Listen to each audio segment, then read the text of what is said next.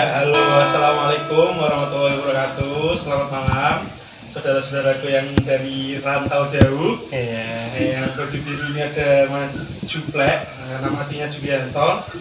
Terus yang baju hitam ini ada Mas Arifin. Halo, Ya, fansnya Heri. Sebenarnya perkenalan dulu, nama saya Heri ya. Buat yang belum tahu, saya yang sering di belakang layarnya Mas Juplek yang kemarin di belakang layar dari kemarin. Kenapa saya di sini mengangkat saudara-saudara saya yang rantau, karena memang saya sendiri yang orang hitungannya dekat dari saya, dari Jepara. Kita sama-sama kuliah di UNES ya kan, di Semarang. Saya sampai ke rumah saya itu sekitar sampai Jepara, kalau di rumah saya itu sampai 3 jam. Nah itu pun saya kalau pulang itu jarang gitu. Jadi saya merasakan kehidupan yang istilahnya kalau orang bilang rantau gitu, tapi rantaunya ya masih dekat gitu. Cuman yang saya rasakan ya kerinduan tentang rumah, kehangatan bersama keluarga itu yang saya rindukan gitu. Nah, yang pengen saya tanyakan, saya kulik dari teman-teman yang ada di sini, ada Mas Arifin sama Juplek, karena mereka adalah saudara-saudara saya yang dari Pulau Sumatera. Oke. Sebelumnya Mas Arifin ini dari Sumsel. Kalau Juplek ini dari Jambi ya. Langsung saja pertanyaan pertama, gimana sih perasaan kalian pertama datang ke UNES sebagai seorang rantau jauh, gitu kan? Ekspektasinya itu seperti apa, itu hidup di Jawa itu seperti apa? Lanjut pertanyaan lagi ya.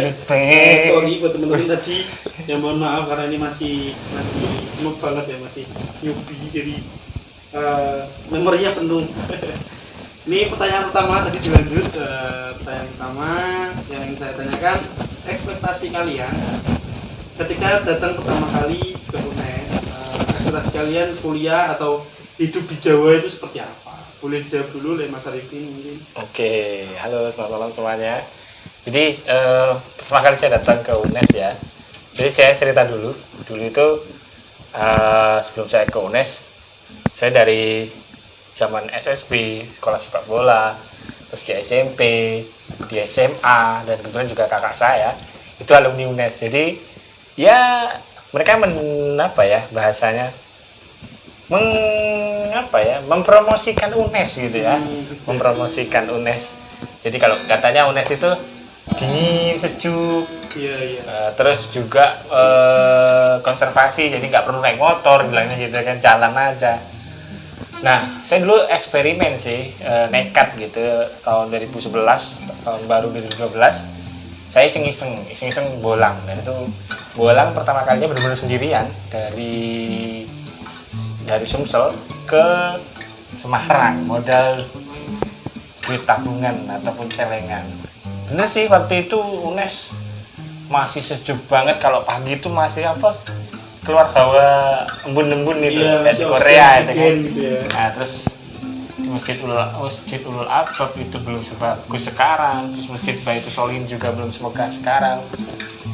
Dan tapi sekarang pas 2014 ternyata itu sudah berubah, nggak hanya konservasi tapi hanya wawasannya. Jadi ketika Mas Arifin masuk ke sini, ternyata UNES itu udah berubah. Sebelum pertama kali datang tahun 2011 itu. Kalau dulu masih kampus depan itu FMIPA sampai depan gerbang itu benar-benar nggak boleh, kendaraan bermotor itu benar-benar nggak boleh masuk. Jadi hanya sepeda atau benar-benar yang berkepentingan ya. Kalau sekarang kan bebas, itu sih. Tapi perlu diketahui UNES adalah salah satu impian saya. Nah itu, yang utama itu ya, buat UNES menjadi salah satu impian dari teman-teman kita yang ada di luar Pulau Jawa gitu. Nah, untuk Mas Juplek nih, gimana untuk Juplek ekspektasinya di Jawa? Jadi saya dulu itu kan belum pernah ke Jawa. Jadi hidup saya tuh mulai lahir dari kecil di Jambi. Kemudian saya memutuskan untuk mencoba keluar pulau, yaitu di Pulau Jawa. Sebenarnya pertamanya tuh saya nggak boleh karena orang tua itu tidak mau jauh-jauh dari saya. Asik gitu ya Mas? Itu karena ya memang sih saya sebagai seorang laki-laki kan lebih banyak membantu orang tua bekerja di rumah seperti itu. Nah mungkin dengan saya jauh mungkin jadi kurang yang bantu-bantu sih sebenarnya. Terus ekspektasi saya waktu ke Jawa itu udaranya sejuk gitu kan. Kemudian setelah sampai ke Semarang ternyata wah panasnya minta ampun. Ternyata sama seperti di Jambi seperti itu, panasnya minta ampun. Cuman kalau malam masih beda ya Mas ya. Kalau malam di sini dingin ya. Iya. Jadi setelah sampai ke Semarang, saya turun dari bandara, kemudian dijemput oleh salah satu kakak tingkat yang kebetulan juga satu daerah. Itu saya dibawa ke Gunung Pati di area Universitas Negeri Semarang ini. Saya kaget loh. Saya sebelumnya nggak tahu kalau UNES itu tempatnya di gunung. Nah ternyata Gunung Pati ya. Iya, dan itu masnya itu naiknya motor Supra, motor Supra yang udah cukup berumur, dan saya dengan barang bawaan yang lumayan banyak. Jadi kayak benar-benar naik gunung dan motornya itu sampai nggak kuat gitu, hampir nggak kuat, hampir balik lah gitu. Biar mundur lagi ya. Iya seperti itu. Dan kemudian ternyata malam-malam itu juga lumayan dingin. Pertama kali saya di sini seminggu pertama itu masuk angin. Jadi kalau malam memang dari daerah UNES sendiri. Iya. Saya khususnya daerah UNES karena daerah lain kayak saya di daerah Undip itu kalau malam masih panas gitu. Tapi cuman sampai sekitaran jam 10 jam 11 setelahnya itu ya lumayan sejuk lah kalau di daerah Tembang. Tapi kalau di UNES ketika udah mulai jam 8 malam Isya itu benar-benar hawa panas itu hilang dan diganti sama udara sejuk malam pegunungan. Seperti itulah kira-kira gambaran suasana di UNES itu seperti itu. Oh iya, saya tambahin dikit ya. Jadi 2 minggu awal saya di Semarang, saya itu bisa dibilang gagap ya. Benar-benar gagap itu pertama harga kita tahu di Pulau Jawa lebih murah ya. Benar. Jadi itu nek lihat apa-apa nggak bisa kontrol. Ya. Nyah beli gitu. Sombong banget dulu ya, tapi jebol terus kantong. Kayak misalnya kalau di sana kan nasi Padang paling enggak 15.000. Di sini 9.000 udah pakai es teh. Pakai ayam jelas. Terus es tehnya itu gelasnya udah besar. Gelas jumbo. Dan dulu 2 minggu awal itu saya nggak bisa makan. Kaget karena perutnya kalau di tempat kita kan sambelnya beda ya. Iya, benar-benar. Saya agak kaget waktu di sini tuh sambelnya kayak ada sausnya gitu loh. Sambelnya warnanya merah tapi gimana gitu. Jadi 2 minggu awal itu bisa dibilang kena sakit perut. Karena makan padang, mie goreng. Akhirnya ada kakak tingkat bilang kalau kamu kayak gitu terus kamu nggak bisa hidup di Jawa. Iya. Akhirnya saya beradaptasi dengan makanan. Itu masuk lagi pertanyaan selanjutnya yang pengen saya cari tahu lagi dari orang saudara saya di sini. Kelihatan betah sebenarnya kalau saya lihat sebagai apa ya, sudut pandang orang awam. Mungkin teman-teman yang lain juga melihat juga ini betah di UNES, Mas Arifin juga sama gitu kan. Cuman ya saya tahu karena saya punya kedekatan spesial gitu maksudnya kita sering main bareng sering main bareng ya kan Pak. Nah saya sebenarnya tahu kalau teman-teman atau saudara-saudara di sini kalian berdua itu rindu dengan kampung halaman kan. Cuman kalian bisa betah di sini sepertinya ada suatu hal yang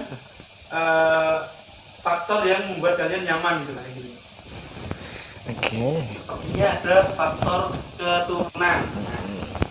Ada nggak nih dari Mas Arifin maupun juga keturunan Jawa atau silsilah keturunan Jawa?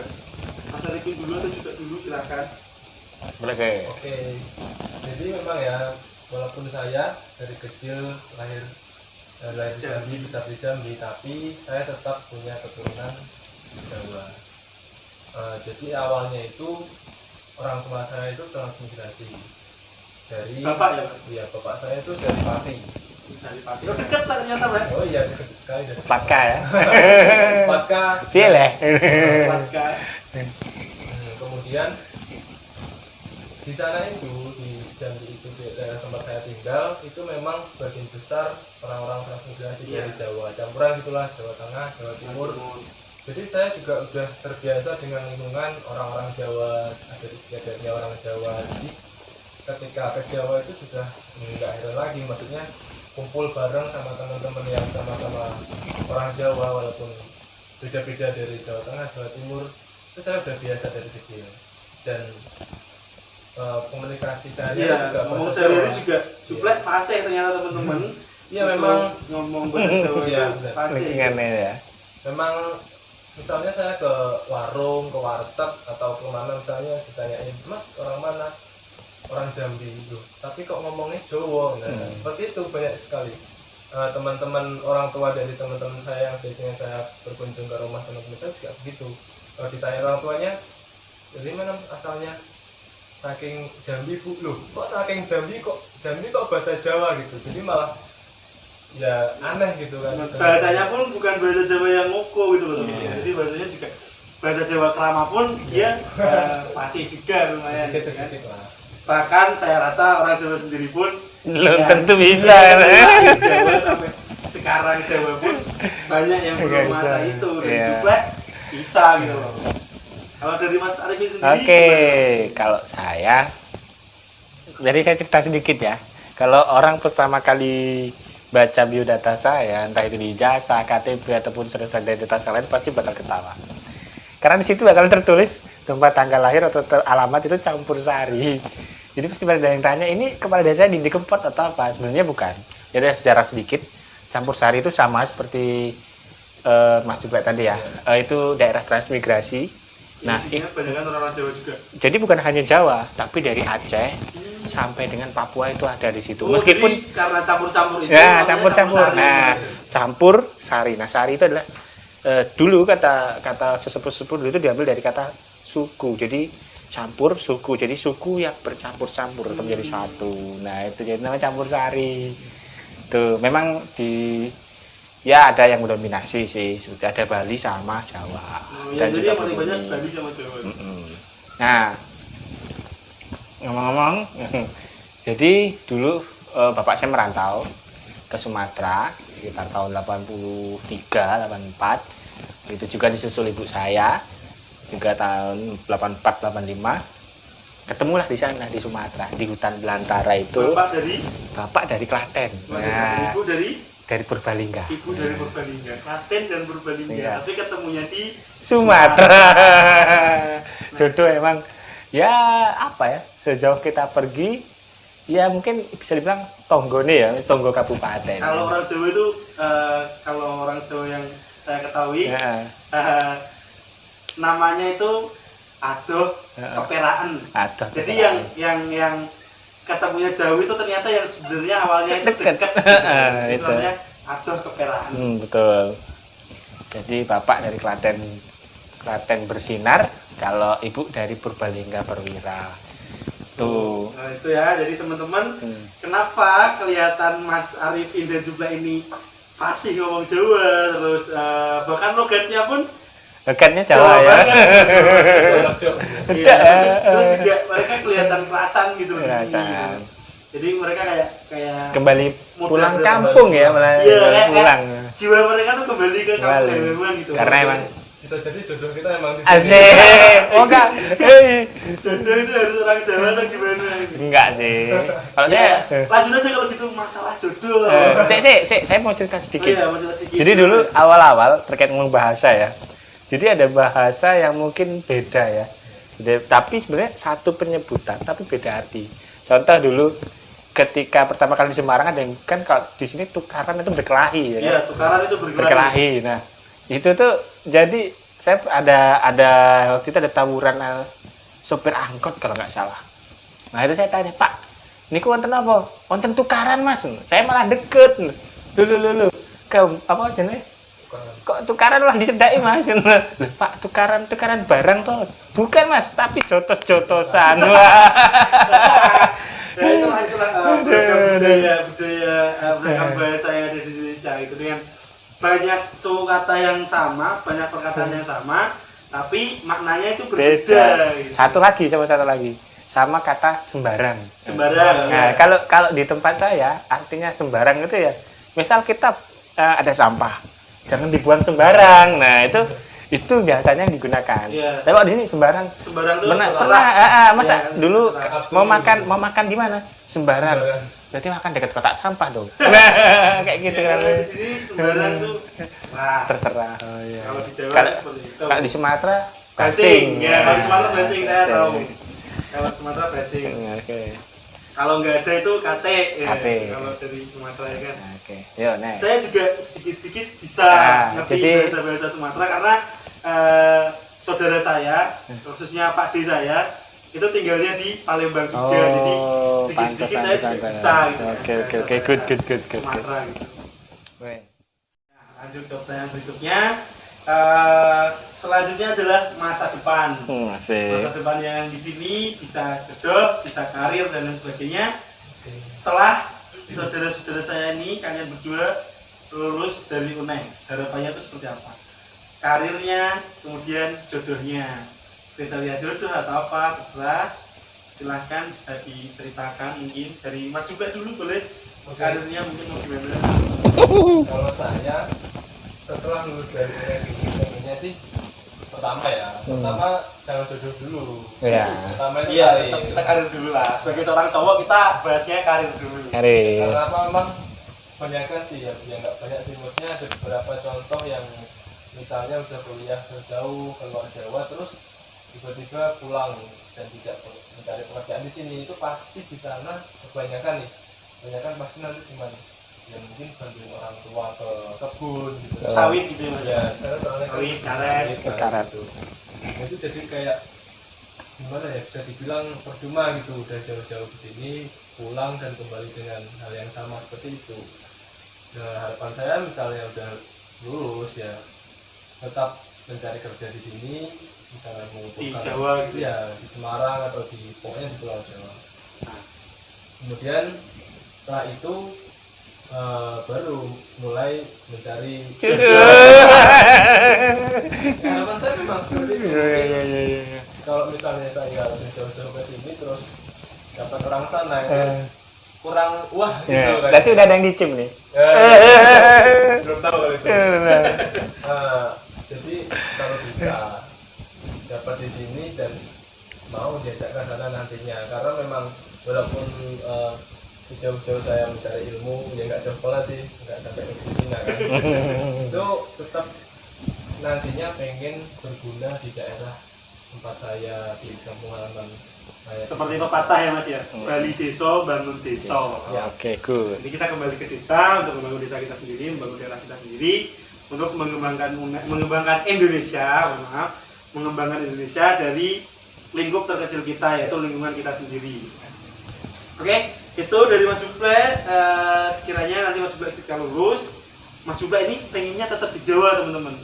Di Pulau Jawa dia mau fokus mengembangkan karir, entah dia bekerja atau berwirausaha.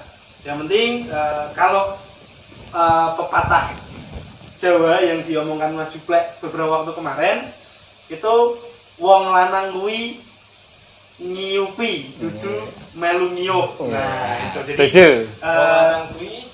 wong lanang kuwi nyukupi. Nah, gimana wong lanang kuwi nyukupi orang jaluk cukup. Asik. Wong lanang kuwi nyukupi ora jaluk cukup. Nah, itu obrolan yang sempat kemarin saya bawa sama Juplek, karena memang kita sering begadang bareng ya Pak, nonton film atau apa, ngobrol-ngobrol yang apa gitu, masalah keluarga dan lain sebagainya. Nah, kalau Mas Arif ini gimana? Oke ya. Masalah karir dan jodohnya bisa diceritakan harapannya nanti seperti apa? Oke, dulu saya pernah berpikiran seperti ini, sama Mas Juplek. Saya masih pengen merantau gitu ya, karena memang mungkin turunan dari ayah ya yang masih suka merantau, karena dulu ayah itu merantau kemana-mana, bahkan dari Bali ke Jakarta, akhirnya sampai sekarang menetap di Sumatera gitu. Pengennya sih seperti itu, pengennya masih 3-5 tahun lagi mungkin kalau memang diizinkan masih ingin berkarir di Jawa seperti itu, sekaligus mengaktualisasikan diri untuk pulang lagi teman. Karena kemarin ternyata diskusi sama orang tua, akhirnya disuruh pulang karena memang bapak ibu di rumah kayak pengantin baru saya. Berdua ya. Berdua. Mana-mana berdua, Iya. mana-mana berdua.